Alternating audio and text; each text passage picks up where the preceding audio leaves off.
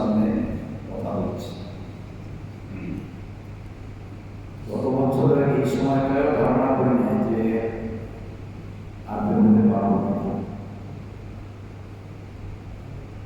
কারণ হচ্ছে বাংলাদেশের ইতিহাসের আপনারা জানেন এক কলঙ্ক অধ্যায় ছিল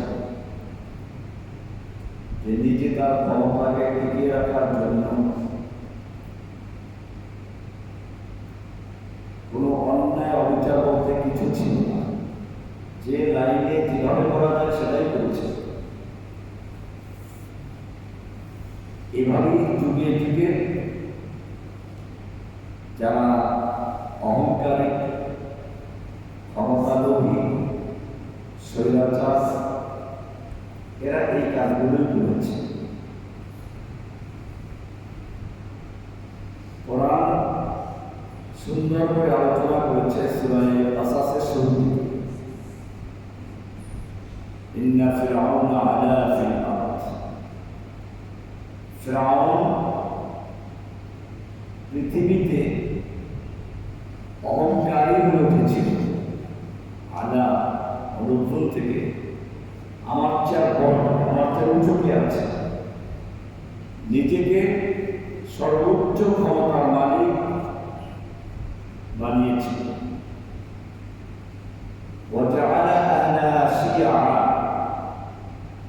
এবং সেই ভূখণ্ডের মানুষদেরকে বিভিন্ন দলে বিভক্ত করেছিল। শিয়া মানে দল, শিয়া অর্থ যে শিয়া বলে শিয়া এর অর্থ দল, মানে শিয়া আলীর দল, আলীর অনুসারী। আর তার বহু বছর শিয়া অনেক দলে বিভক্ত করেছে। এটা একটা চরিত্র, যুগে যুগে সব ফেরাউনদের চরিত্র। এটা কি? এক নম্বর তারা অহংকারী, কি হয়? দুই নম্বর কি করে? তাদের ক্ষমতা টিকিয়ে রাখার জন্য তারা মানুষের মধ্যে বিভক্তি সৃষ্টি করে। এরা রাজাকার, অমুকের জঙ্গি, অমুকের রাজাকার নাতিপুতি, এগুলো কিন্তু সাধারণ জিনিস না। স্বাধীনতার পক্ষে বিপক্ষে এই যে চেতনা তৈরি করে, এটা একটা চরিত্র। যুগে যুগে যারা পৃথিবীতে অহংকারী হয়েছিল, যারা পৃথিবীতে নিজেদের ক্ষমতাকে চিরস্থায়ী করার জন্য চেষ্টা করেছে, তাদের সকলের চরিত্র একই হচ্ছে।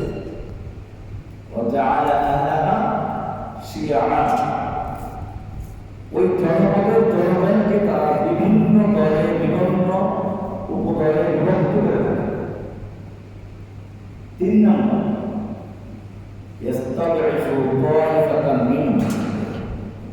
এই যে বিভিন্ন দলে বিভক্ত করে, এর মধ্যে কোনো একটা দলকে সে পক্ষে রাখে, কোনো দলকে সে দুর্বল করে রাখে।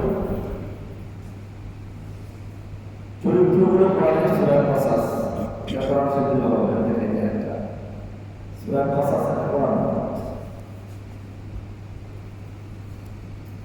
এটা হলো 3 নম্বর বৈশিষ্ট্য। 28 নম্বর সূরার কথা বলা হচ্ছে, 28 নম্বর সূরা শুরু থেকে।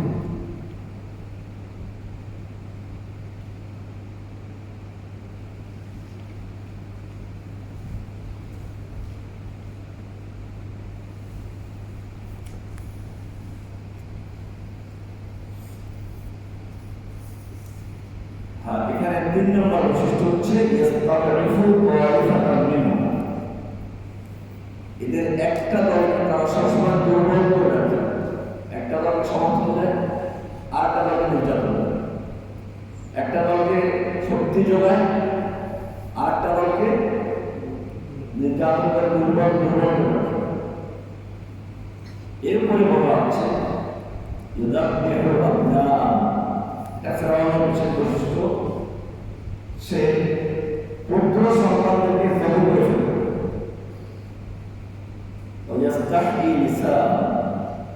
মেয়েদেরকে জীবিত রাখবে, এটা তার একটা বিশেষ কারণ ছিল। অর্থাৎ জালিমরা যাকে প্রতিপক্ষ মনে করে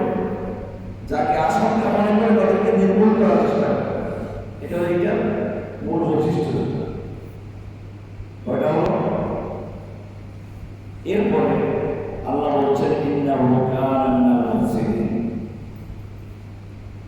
এটা একটা বিষয় বললাম। এরপরে অংশটা এর সমাধান আছে, আমরা এটা চলে আসা করার জন্য আমি এখন শুধু ভূমিকা করে দিচ্ছি।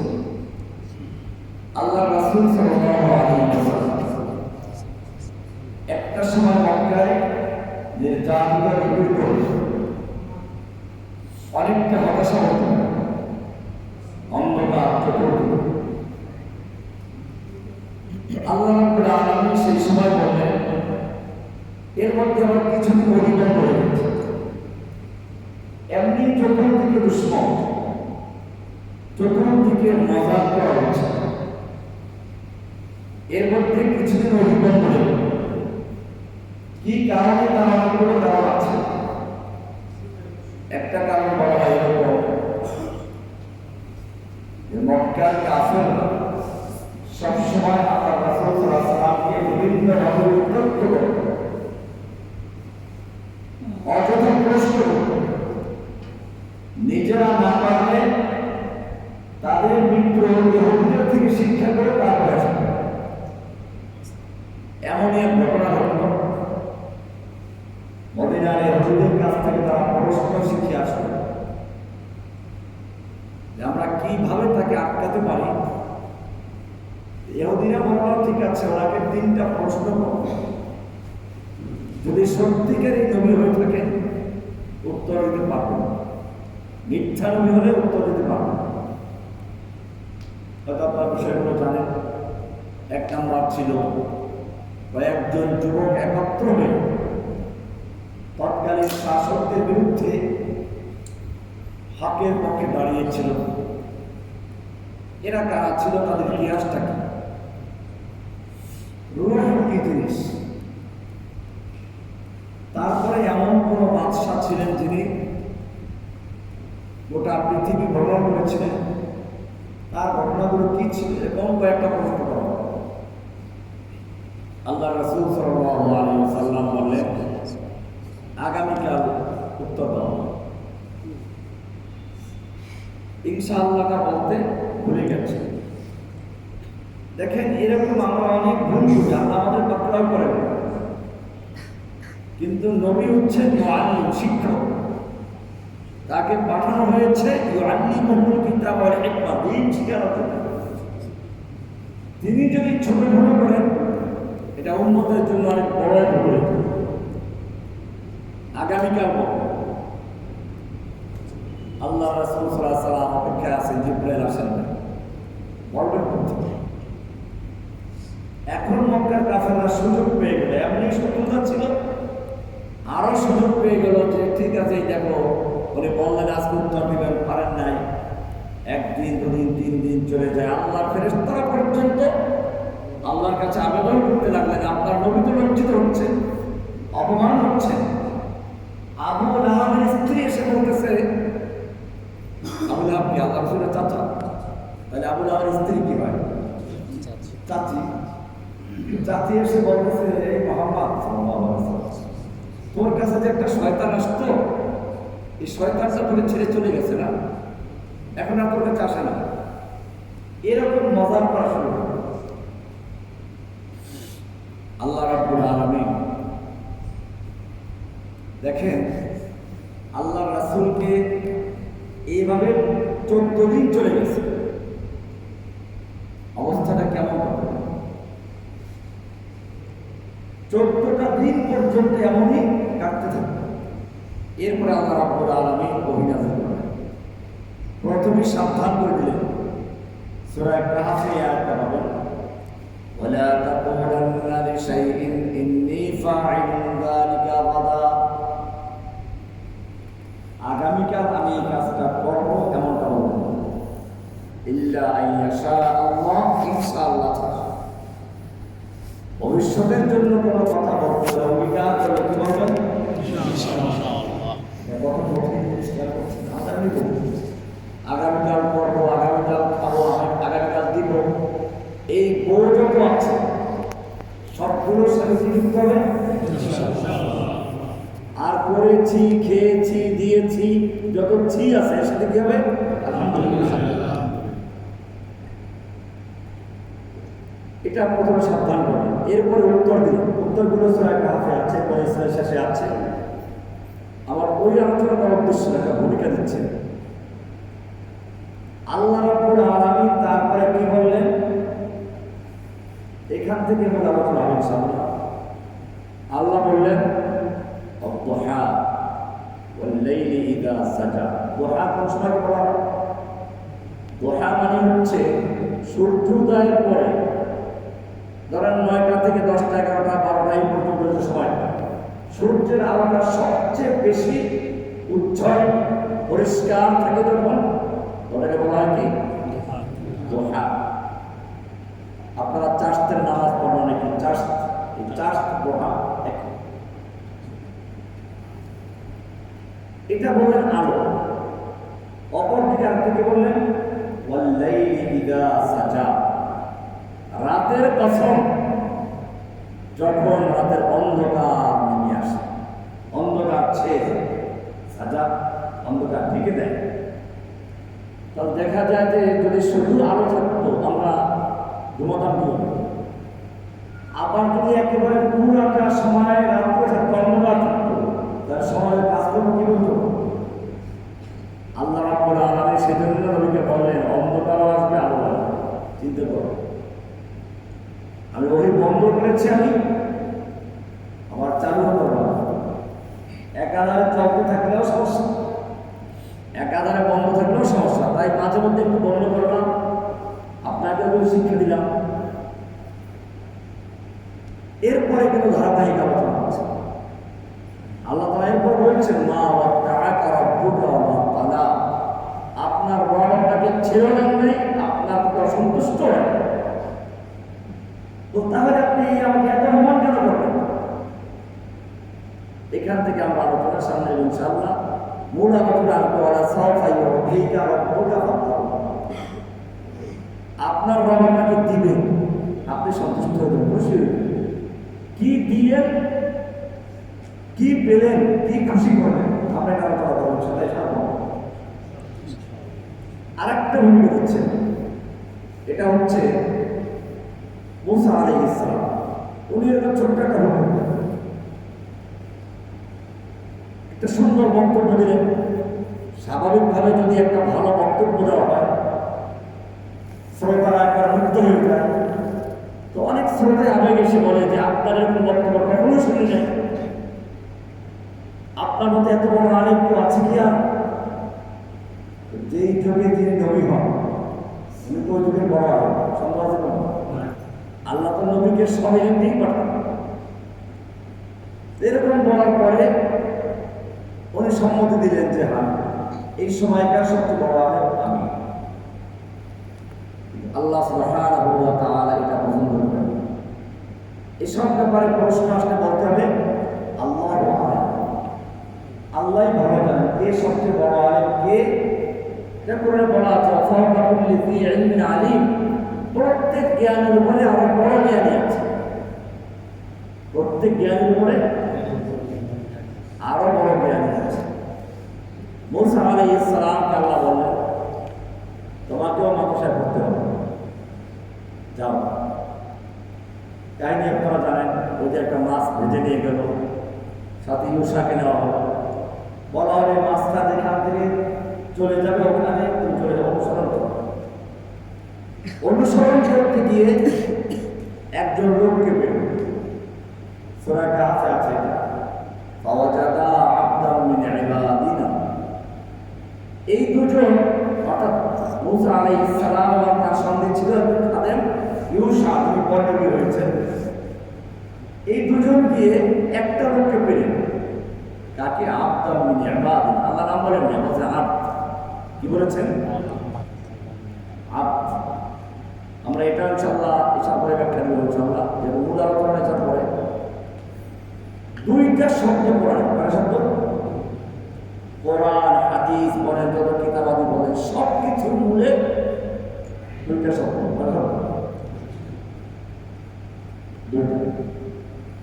এই দুইটার মধ্যেই সব কিছু ঘটনা। একটা হচ্ছে রব, এটা কি? রব।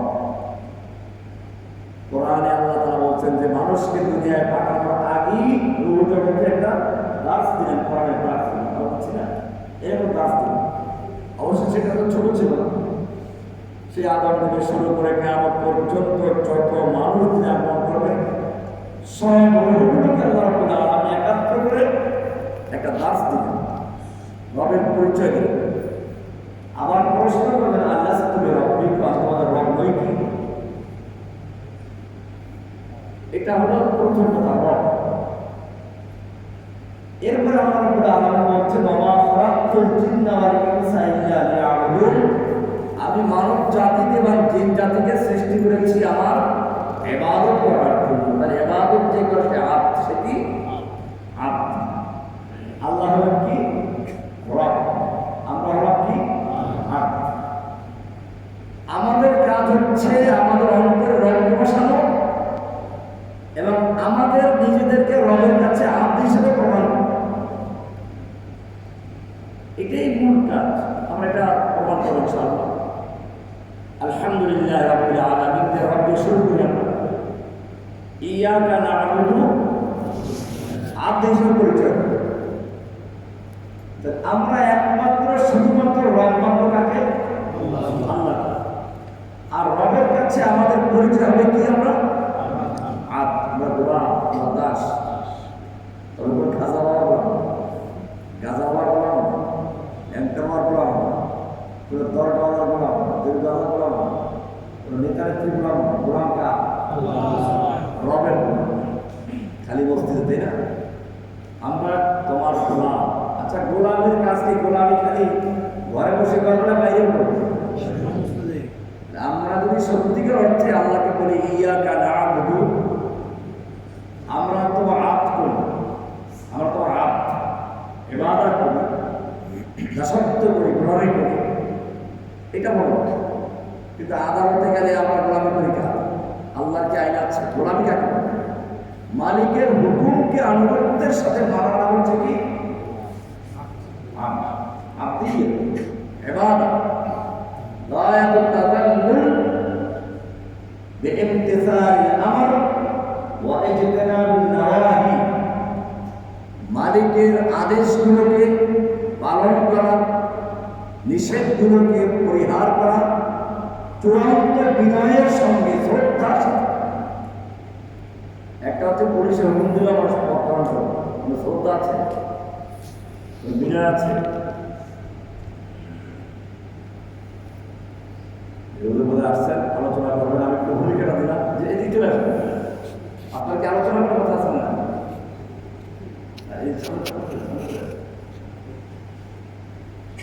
আমি একটু আলোচনার ভূমিকা দিলাম, যাতে করে ইনশাআল্লাহ মুসা আলাইহিস সালামকে আল্লাহ তাআলা পাঠালেন কার কাছে? কার কাছে পাঠালেন?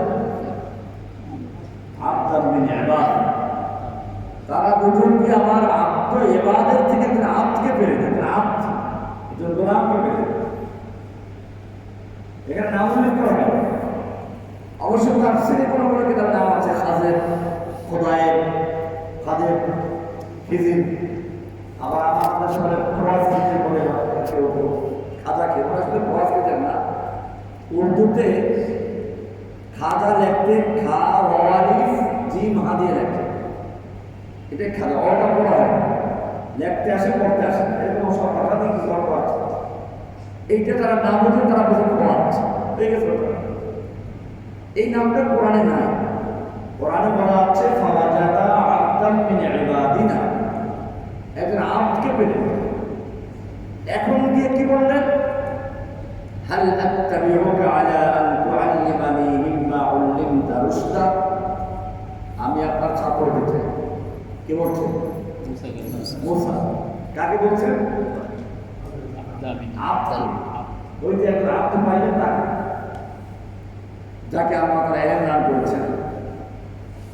তো বলেন আমি আপনার ছাত্র হতে চাই। হাল আত্তাবিউকা, আমি আপনার সঙ্গে থাকতে চাই। কি জন্য থাকবা? আলা আন তুআল্লিমানি মিম্মা উল্লিমতা রুশদা, আপনাকে যে ইলম দেওয়া হয়েছে ওখান থেকে যে ইলম অর্জন করো।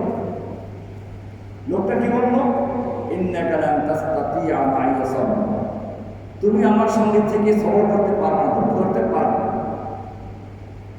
وكيف تصبر على ما لم تحط به خبرا, আর তুমি সবর করবে কিভাবে, যেভাবে তোমার কোনো খবর নাই। মুসা আলাইহিস সালাম বললেন, না ঠিক আছে আমি সবর করব, সাতাজিদুনি ইনশাআল্লাহ সাবিরা ওয়ালা আসি লাকা আমরা, আপনি আমাকে সবরকারী পাবেন, আপনার কোনো হুকুম অবাধ্য হবে না। এবারে ভর্তির শর্ত, আমার ভর্তি কোনো শর্ত থাকে, শর্ত দিচ্ছেন। শর্তটা কি? ফাইন ইত্তাবা'তানি ফালা তাসআলনি আন শাইইন হাত্তা উহদিসা লাকা মিনহু যিকরা, তুমি যদি আমার সঙ্গে থাকো তাহলে শর্ত আছে, তুমি যা দেখবে, যা আমার সাথে চলে যা দেখবে, কোনো প্রশ্ন করতে পারবে না, আপত্তি করতে পারবে না, যতক্ষণ না আমি তোমার নিজের থেকে ব্যাখ্যা না দেব। এই শর্তে ছাত্র হইল, সামনে চলতে লাগলো। এরপরে ঘটনাগুলো কি আসে আমরা এগুলো একটু আলোচনা করে করবো ইনশাআল্লাহ, যেহেতু এখানে ইমাম সাহেব আলোচনা করবেন, আমি ইশারা করে আলোচনা করবো, যেহেতু এসে গেছি আমাদের সঙ্গে সাক্ষাৎ হলে একটু দেখা হলো, আলোচনা করলাম, হুজুর আলোচনা করবেন, আপনি তো আলোচনা দেখবেন, হুজুর এসে গেছেন আলোচনা করবেন ইনশাআল্লাহ। এসার পরে এই বিষয়গুলি আলোচনা করবেন ইনশাআল্লাহ, যে ভূমিকাগুলো দেওয়া হলো বিস্তারিত আলোচনা হবে, সবাই নিয়ে আসবেন, আল্লাহ তাআলা আমাদের সকলকে করুন।